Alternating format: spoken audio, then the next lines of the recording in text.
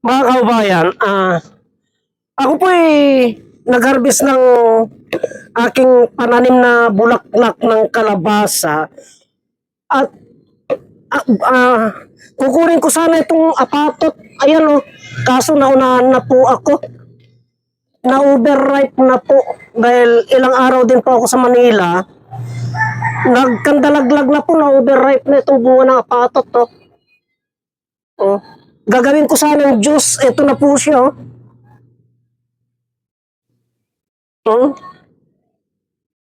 Overripe na po mga kaubayan. Hugasan ko lamang po sandali ito mga kaubayan. Hugasan ko lamang po sandali. Ito na, hugasan ko na ito mga kaubayan. Ito na. Na-overripe na po siya. Na kung sayang.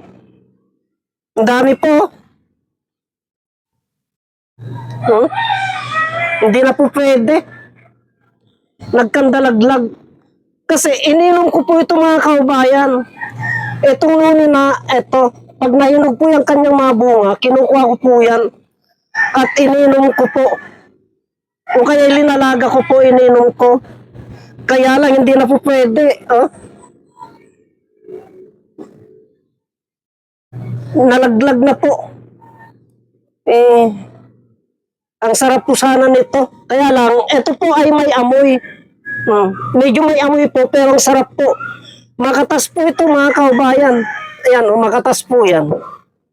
Ayan. Sayang nga po. Ayan. Pero mayroon pa naman po. Kaya lang ilaw pa po. Tignan po natin mga kaubayan. Tignan po natin Yan. Yan po mga kaubayan. Meron pa, marami pa. Kaya lang bubut pa po. Palakihan po natin para ayan Yan. Bubut pa po. Yan. Sa taas, ganun din po. Bubut pa. Yung nuni na yan po.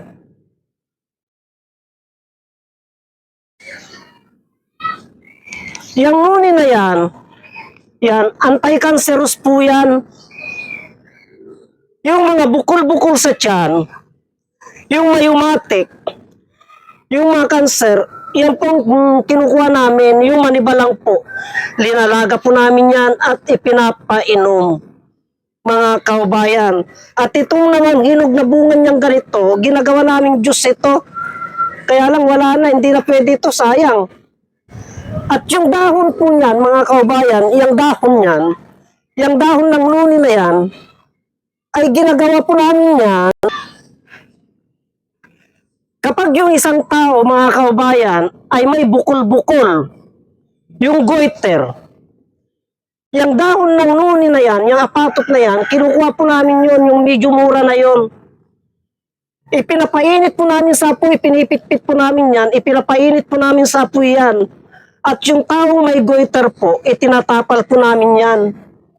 Panggamot po namin sa goiter yan, mga kaubayan, sa mga bukol-bukol. Yung dahon ng nuni na yan, maliban sa bunga at dahon, maliban sa bunga niya, ay pati dahon niya, nagagamit po. Doon sa babang dami mga kaubayan, ayun.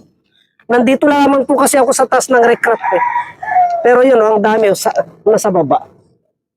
Yan. Kaya pag kukunin ko po yan, pag nahinog po yan, bababa po ako, doon ko po kukunin yan sa baba.